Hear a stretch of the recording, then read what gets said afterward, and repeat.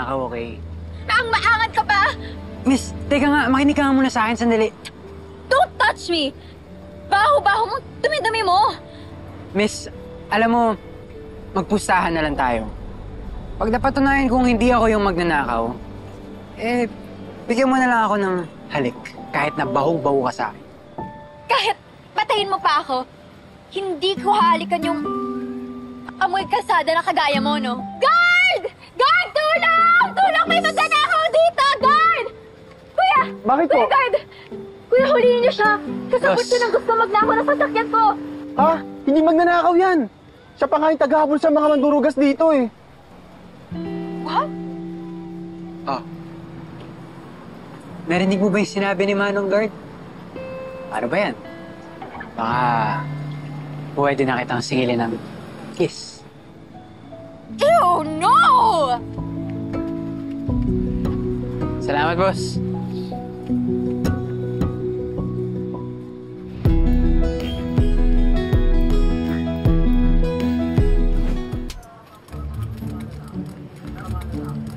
Thanks.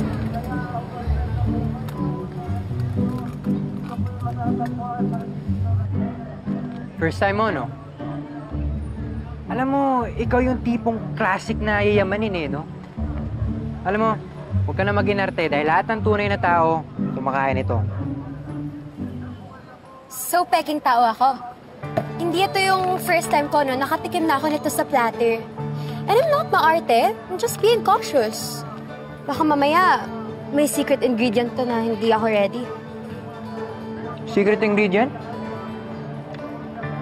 Nuluto lang yan na may kasamang pagmamahal. Ba, kuya?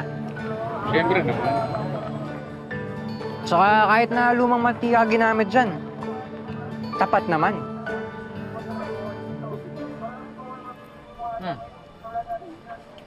Sarap? Sarap! Walang ganitong klaseng sauce sa grocery store, ha? Actually, pwede itong pang pre-snack sa reception habang nagpa-photoshoot yung bride and groom. Uy, kasal agad? Hindi ba pwedeng kakakilala lang natin? Nasa ano pa lang tayo? Getting to know each other? Hindi kasi. Unofficial wedding designer / pagod na anak.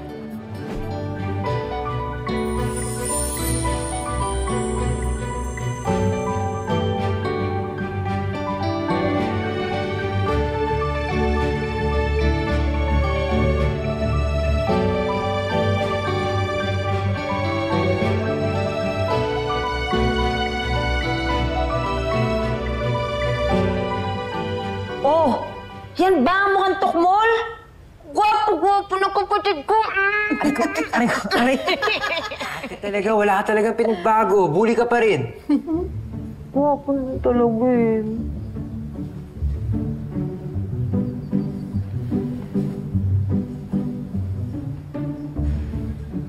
Hala ko, Nay-Nay, galit sa'yo si Uncle. Ako, masanay ka na anak. Ganyan talaga kami maglambingan nun. Halika. Ay, nako. In fairness, good looking nga. Uy, Okay ka lang ba, Tito? Mukhang serious na serious mood ka. It's giving you adulting vibes.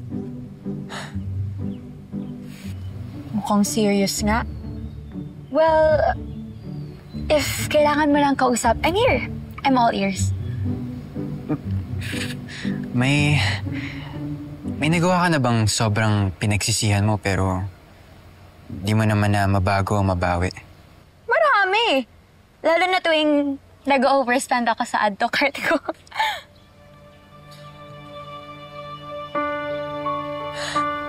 Buti ka pa, yan na yung problema mo.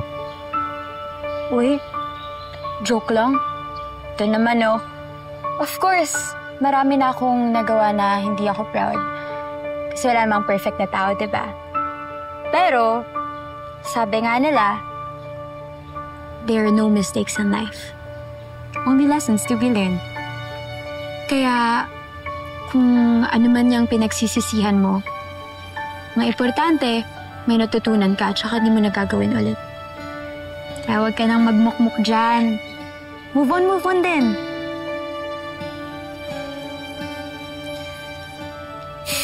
Sige na, baka nakakabala pa ako sa'yo. Hindi naman, Tito. Pero Amber, salamat talaga. Sige. Sige. Wow! Ang sipag naman ng Tito Tristan ko. Ganon. Uy, don't! Papasok ako sa office! Takot ko lang nabasahin ka. Baka palayasin mo pa ako rito. Grabe siya, oh. Pero thanks Hindi mo naman kailangan ninisin yung car ko. Maliit na bagay. So, para naman may silbi ako dito, di ba? Ang totoo niyan, pa-thank you ko to dahil dun sa naging usapan natin kanina. Nakatulong talaga sa akin. Kaya sana man nakabawi ako sa'yo.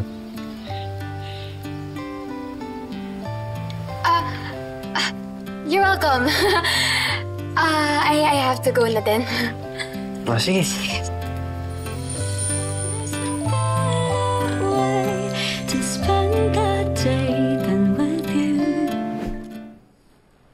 Hello?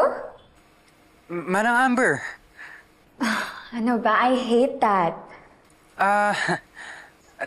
Tatanong ko lang sana kung kasama mo yung ate ko. Hindi kasi siya sumasagot sa mga text ko eh. Baka busy lang sila ni Dad. Madami silang meeting today eh. O nga hindi pa sila nag-aaya ng lunch. Di ka pa kumakain? Kasi puro trabaho, Manang. Huwag ka magpapagutom. Dapat kumakain ka pa rin sa tamang oras kahit busy ka. Wow! Spoken like a true blue tito. Grabe siya. Concerned lang. Well, thanks sa concern I appreciate it. Sige na. Basta kumain ka na Bye. Bye.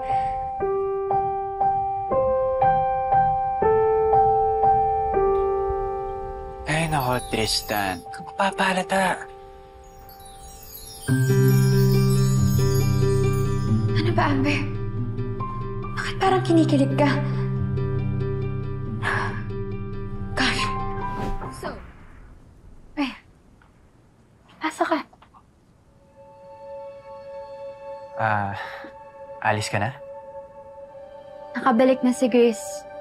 I'm okay to stay na there. Hindi mo naman na kailangan lumipat Okay ka naman na dito, diba? Saka, hindi naman na tayo nag-aaway. Okay naman talaga. But, I'll feel more comfortable ka na, Grace. No offense, man. Hindi naman sa ayaw ko sa inyo. Gets. Pero, ako na maghahatid sa'yo ka na, Grace. Hindi na. Kaya ko. Magbubuk na lang ako. Hindi na. Mas gusto nga ako na yung maghatid sa'yo para sigurado akong safe ka.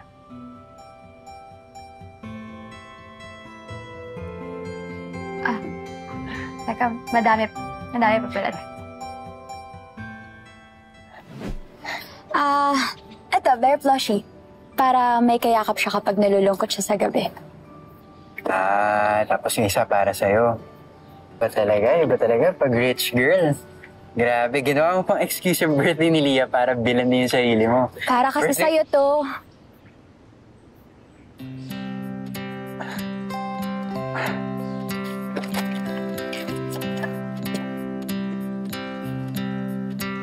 Wow! Salamat pero bakit naman? Para saan ba to?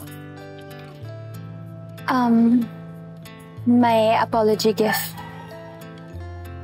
I just want to say sorry sa mga nasabi ko, sa mga nagawa ko. I was cold and stubborn. You didn't deserve that trashy treatment. Pero inintindi mo pa rin ako.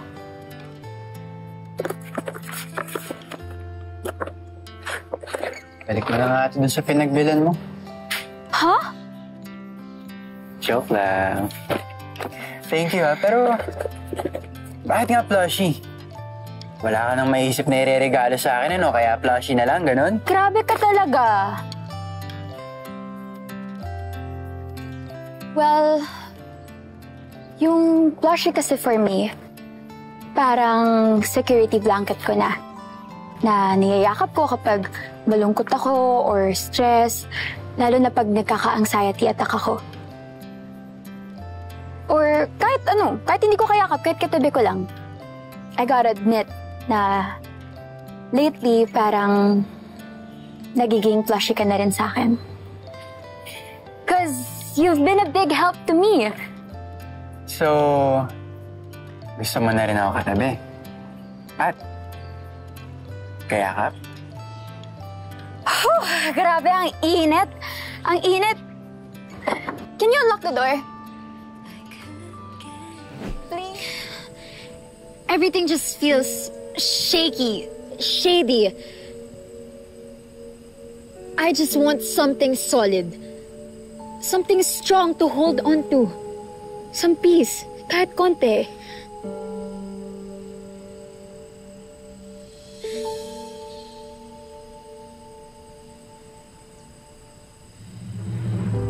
Eto. Dito ka muna kumapit. May mga tao ka pa rin pwedeng sandalan. Kapitan.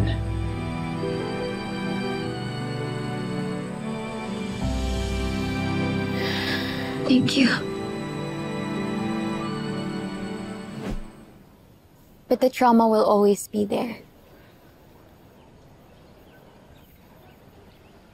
Laging pinapaalala nito sa akin lahat ng nangyari. Minsan nga, naiisip ko, paano kung sa ulo ako nabaril? Paano kung natuluyan ako at hindi ako nakasurvive? Hindi ko na ulit makakasama si Ate Carol, si Leah.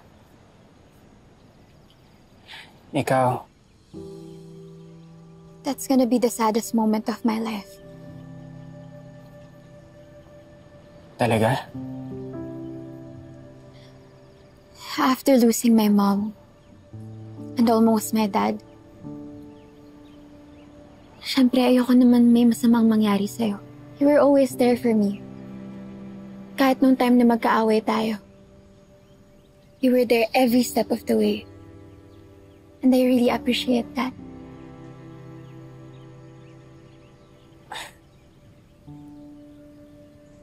Na-appreciate ko rin naman lahat ng ginawa mo para sa akin, Amber.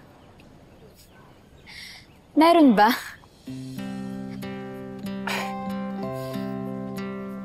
Oo naman. Inspirasyon kaya kita para magpursige sa buhay. Inspirasyon? Bilang kaibigan. At higit pa ron,